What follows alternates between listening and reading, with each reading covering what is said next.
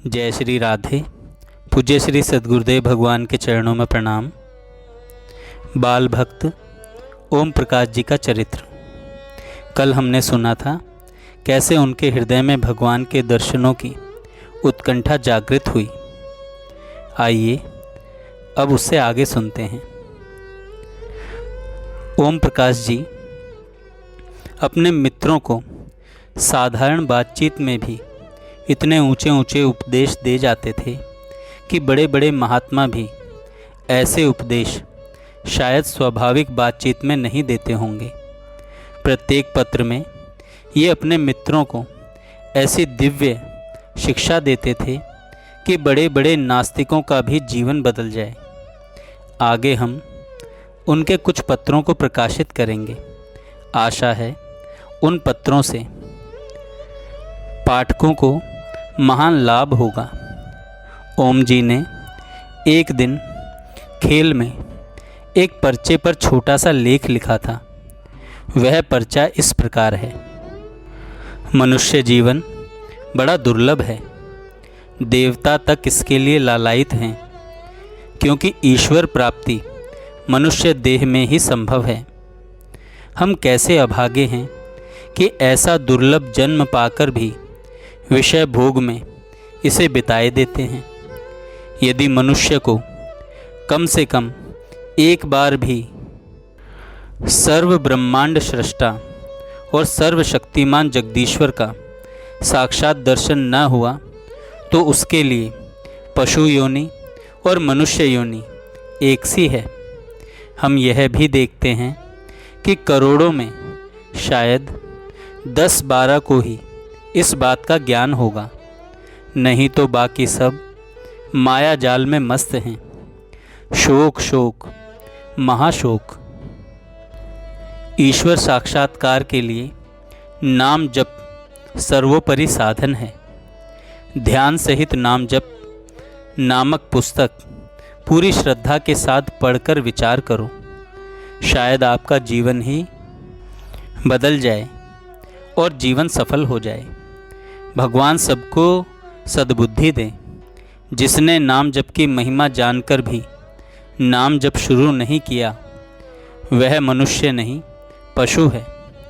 यदि आप नाम जप नहीं करते हैं तो आज से इसी समय से शुरू कर दीजिए।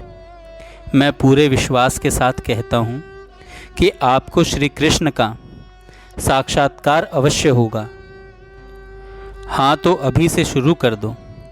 हरे राम राम राम हरे हरे, हरे कृष्ण कृष्ण कृष्ण हरे हरे। सब साधकों को निम्नलिखित बातों पर अवश्य ध्यान देना चाहिए। पहला, किसी कार्य को अपने स्वार्थ के लिए न करना। दूसरा, ऐश्वर्य प्रतिष्ठा की चेष्टा प्रेम में बाधक है। तीसरा, आलस्य रहित और निष्काम होकर भजन करो। चौथा, सबकी सेवा, माता पिता गुरु और पूज्यजनों का सत्कार व अतिथि सत्कार करो। पांचवा, सभी शुभ कर्म नित्य नियम से पालन करो। छठा, सांसारिक संपूर्ण पदार्थों और सब कर्मों में आसक्ति का त्याग और मलिनता का त्याग करके सूक्ष्म वासना का भी त्याग करो। सातवां, क्षमा, अपराध करने वाले से बदला लेने का विचार भी न आने दो। आठवां, सबसे बड़ी बात ब्रह्मचर्य इंद्रिय संयम है। ओम प्रकाश जी के मित्र चांदमल जी आपके साथ एक ही मकान में रहते थे। चांदमल जी ने स्वयं ही बताया है कि ओम बाबू से मैं पहल तारीख 14 जनवरी सन 1940 को मिला। यद्यपि ओम बाबू किसी से बात करना पसंद नहीं करते थे, निरंतर अपने कार्यक्रम में लगे रहते थे, फिर भी उन्होंने मेरे हित के लिए मुझे सतमार्ग पर लगाने के लिए मुझसे बातें की। ओम जी फैशन के खिलाफ थे। वे प्रायः साधारण धोती और आदि बाह का कमीज पहनते थे। जिस समय विशेष ठंड पड़ती थी तब ओम जी केवल एक शॉल ओढ़ते थे, जबकि और लोग रजाई और कंबल ओढ़ते। उनको सर्दी कम लगती थी। 2 जून सन 1940 को बाबू चांदमल जी से लाइब्रेरी में मिलन हुआ। ओम जी फर्स्ट डिवीज़न में 10th पास हुए थे। चांदमल जी ने आश्चर्य से पूछा कि आप फर्स्ट कैसे आए? तो ओम जी ने कहा, क्या तुमको भी फर्स्ट आना चाहते हो? क्या तुम भी फर्स्ट आना चाहते हो? अच्छा, 5 बजे शाम को मेरे पास आना, मैं तुम्हें फर्स्ट आने का उपाय बतलाऊंगा। शाम को चांदमल जी गए। कॉपी में से एक चार्ट, लॉफ्टी कैरेक्टर एग्जामिनेशन दिया। बोले, इसके अनुसार कार्य करने से शरीर पवित्र रहता है। शरीर की पवित्रता के अलावा मन भी शुद्ध रहता है। मन के भाव पवित्र होने से आचरण स्वयं ही पवित्र होने लगते हैं। बहुत पढ़ाई की आवश्यकता नहीं, आवश्यकता है सदाचार की। जब मैं 7वें दर्जे में था तब एक पुस्तक मुझे मिली थी। इसका नाम है ब्रह्मचर्य ही जीवन है। इस पुस्तक से मैं आचरण बनाने लगा। मेरा स्वास्थ्य भी अच्छा रहता है और ब्रह्मचर्य के प्रताप से ही मेरी धर्म में रुचि है। इसीलिए आप भी इस पुस्तक को अवश्य कार्य में लाएं। ओम जी ने एक बार चांदमल जी से कहा था कि मैं आगरे में इसलिए पढ़ने जा रहा हूँ कि वहाँ गीता क्लास है और वहाँ निर्विघ्न साधन कर सकूँगा। वे सत्य पर बहुत जोर देते थे और स्वयं कभी असत्य नहीं बोलते थे।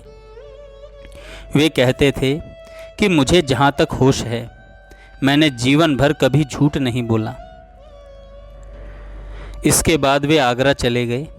वहाँ से लौटकर वे 20 अप्रैल सन 1941 को फिर जयपुर आए। उस समय चांदमल जी ने आकर देखा कि ओम जी में बहुत परिवर्तन हो गया है। उनका रहन सहन बिल्कुल महात्माओं का सा हो गया है। अंत में चांदमल जी के प्रश्न करने पर ओम जी ने उन्हें साधन यूँ बतलाया कि देखो, हमारा ध्येय सांसारिक वस्तु नहीं बल्कि भगवत प्राप्ति है। देखो, मृत्यु अवश्य ही आएगी, उनके लिए सदा तैयार रहो। यदि किसी को अंत समय राम नाम याद आ जाए तो उसका उद्धार हो जाता है, परंतु अंत राम कहीं आवत नाही। इसलिए आवश्यक है कि हम सभी अभी से अभ्यास करें ताकि अंत काल में नाम याद आ जाए। यह संसार नाशवान है। जो कुछ आप देखते हैं सब माया है। मनुष्य जीवन बड़ा दुर्लभ है। यदि हमने यह जीवन गंवा दिया तो पछताना पड़ेगा। संसार के नाते सब हमको धोखे में डालने वाले हैं। क्यों नहीं हम उस सर्वशक्तिमान परमात्मा के साथ अपना नाता जोड़ लें। उसके यहाँ किसी चीज़ की कमी नहीं है। 14 करोड़ नाम जप से प्रभु प्रेम की प्राप्ति होती है, प्रभु प्राप्ति होती है। कलिकाल में नाम जप से बढ़कर कुछ नहीं। कल से ही शुरू कर दो। लेकिन भजन की नींव संयम है, बिना इसके सफलता नहीं मिलती। जबकि स्थिति उस हालत में पहुँचे कि पास ही ढोल और नगाड़े बजते रहें पर सुनाई न दे। मानसिक जप एक स्थिति के बाद अपने आप होने लगता है। देखो, 4 पुस्तकें अपना आधार बनाओ। 4 पुस्तकों को अपने जीवन का आधार बनाओ, साधना का आधार बनाओ। पहला, साधन पथ। दूसरा, एक संत का अनुभव। तीसरा, ध्यान अवस्था में प्रभु से वार्तालाप। चौथा, मन के बस करने के उपाय। निस्वार्थ होकर नाम जप करना चाहिए। माला ज़रूर रखनी चाहिए, क्योंकि माला अंधों की लाठी है और भगवान की तस्वीर मार्ग दिखाने वाली लाइट है। इसके बाद जयपुर के 1-2 और मित्रों के साथ ओम जी जंगल में टहलने गए। चांदमल जी भी साथ थे। संध्या समय एक रमणीय स्थल पर सब लोग बैठे हुए थे। ओम प्रकाश जी ने कहा, भाई संध्या हो गई है, इस समय सब मिलकर प्रार्थना करें। सबने स्वीकार किया। सायंकाल की प्रार्थनाएं भी ओम जी ने बहुत खोज रखी थी। ओम जी ने प्रार्थना प्रारंभ की। सब मित्रों ने स्वर में स्वर मिलाया। यशोदा मैया खोल केवड़िया, यशोदा मैया खोल केवड़िया, लाला आयो गाय चराए। यशोदा मैया करे आरती, फूली नाही समाए। बार बार या की लेत बलैया, बार बार बलि जाए। खिड़की खोल गैया कर दीनी, खिड़क खोल गैया कर दीनी, बछरा रहे पिवाए। कारी काजर धोरी धूमर, को रयो दूध दुहाए। इतने में एक सखी सांवरी, टेरत पहुँची आए। तो बिन मोह को दूध न देवे, गैया रही रंभाए। सखी सांवरी की लाला ने, गाय दुहाई जाए। आधो दूध दोहनी में डारो, आधो रयो चढ़ाए। सखी सांवरी कहिबे लागी, मधुरे मन मुस्काए। सूर श्याम यशोदा के लाला, नित्य दुहावो गाएं। इस प्रार्थना के बाद ओम प्रकाश जी एक टीले पर चढ़कर खड़े हो गए। उस समय उनको देखकर चांदमल जी ने कहा, इस समय तो आप बिल्कुल स्वामी राम तीर्थ के सदृश मालूम होते हो। यह सुनकर ओम जी ने कहा, चांदमल, दुनिया में कोई चीज़ नामुमकिन नहीं है। चांदमल, दुनिया में कोई चीज़ नामुमकिन नहीं है। वास्तव में वे बिल्कुल राम तीर्थ के समान ही प्रतीत होते थे। सभी मित्रों ने ऐसा ही अनुभव किया। एक दिन जयपुर में एक योगी कहीं से भ्रमण करते हुए आ गए। वह योगी जी बड़े अच्छे योग अभ्यासी थे। उनका ठीक पता नहीं चला कि वे कहाँ के थे, किंतु हमारे ओम जी अपने मित्र चांदमल जी के साथ उनके पास गए। उन्होंने ओम जी को प्राणायाम बतलाया। उन योगी जी ने जो साधन बतलाया था उसको करके ओम जी ने बड़ी शीघ्रता से बहुत लाभ उठाया। उसी साधन को उन्होंने जप प्राणायाम नामक लेख में वर्णन किया है।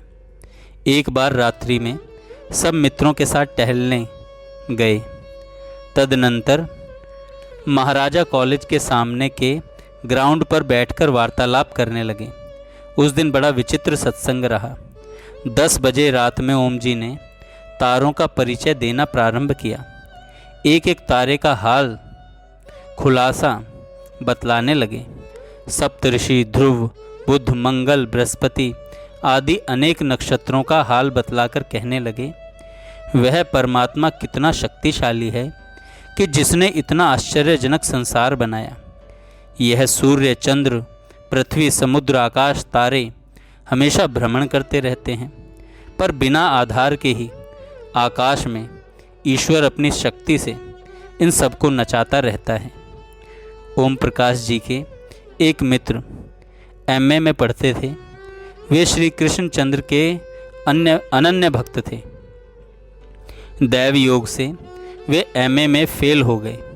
उनको सांत्वना देने के लिए ओम प्रकाश जी अपने मित्र चांदमल के साथ उनके यहाँ गए।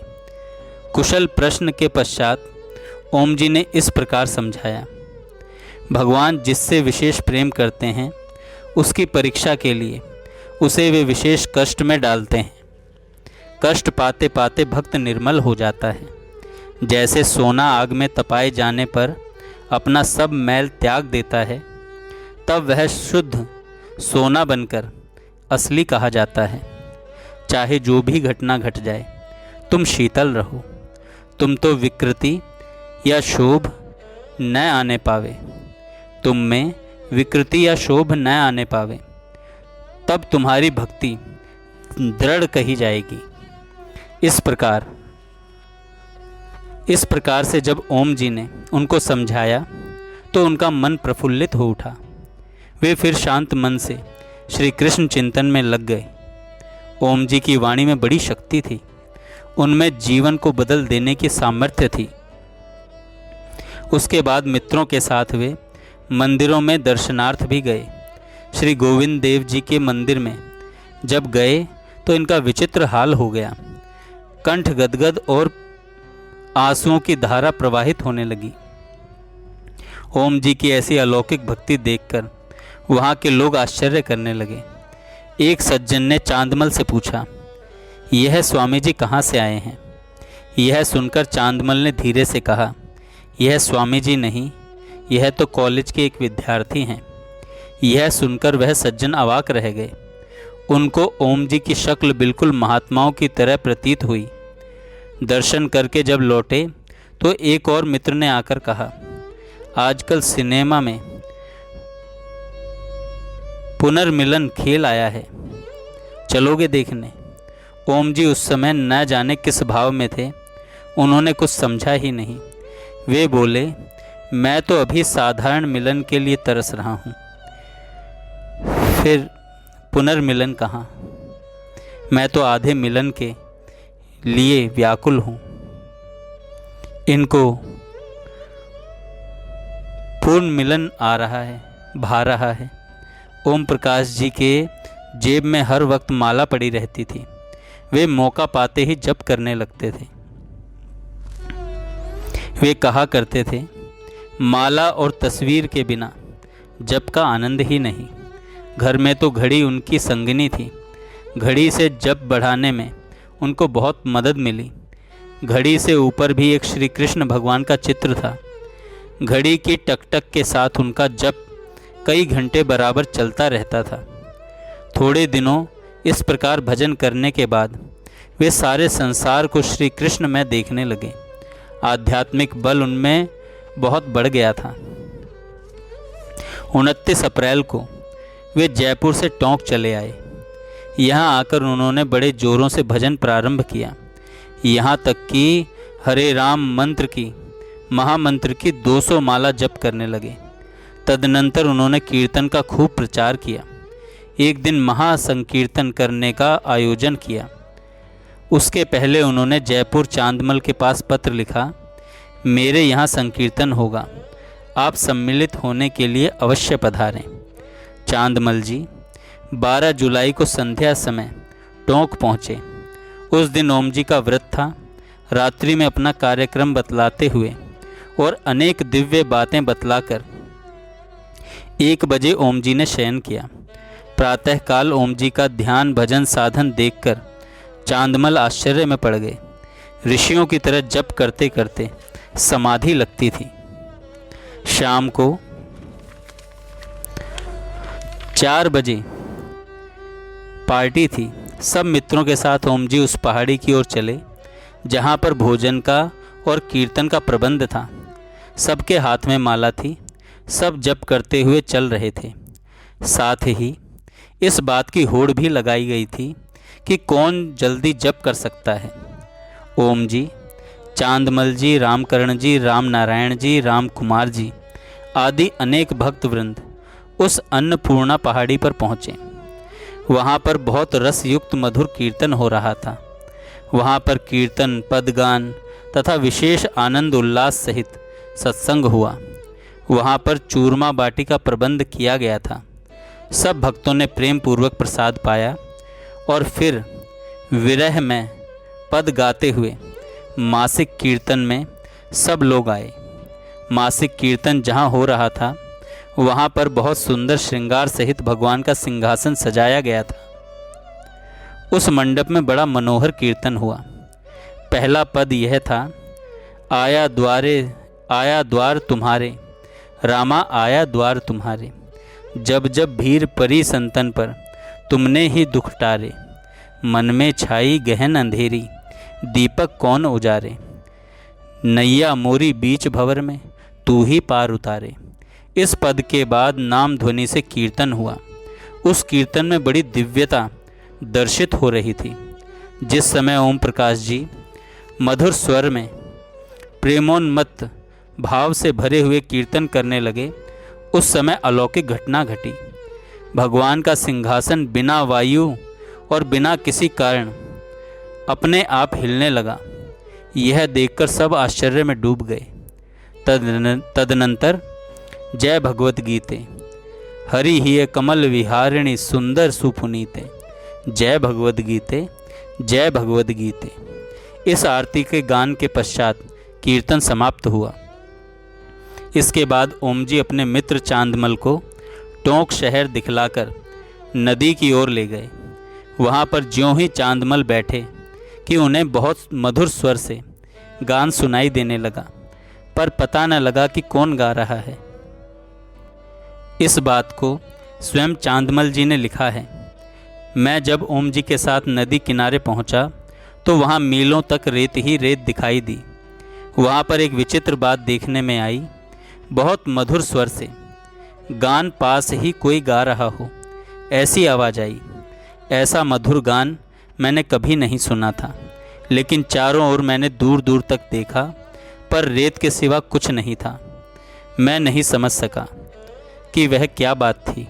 हाँ, इतना अवश्य समझ में आया कि यह हमारे मित्र ओम साहब की ही कोई महिमा है। इसके बाद ओम जी 15 जुलाई सन 1941 को आगरे चले आए। आगरे में जिस प्रकार उन्होंने अपना कार्यक्रम बनाया, वैसा शायद ही किसी महापुरुष ने कॉलेज की पढ़ाई के समय नियम निभाया हो। उसका कुछ संकेत उनके पत्रों द्वारा आप लोगों को लक्षित हो सकता है। जय श्री राधे। कल हम उनके शिक्षाप्रद पत्र पढ़ेंगे। जय श्री राधे। जय श्री राधे। पूज्य श्री